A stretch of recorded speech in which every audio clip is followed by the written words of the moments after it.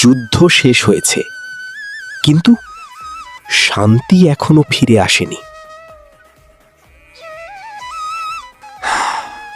কালদাত, তুই আবার সারা রাত ঘুমাসনি, তাই না? ঘুমালেই সেই রাতটা দেখি, আগুন, চিৎকার আর কালদাতের চোখ।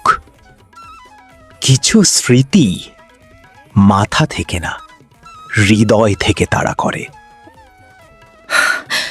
সেরা বিপদ, আমার ছেলেটাকে খুঁজে পাচ্ছি না।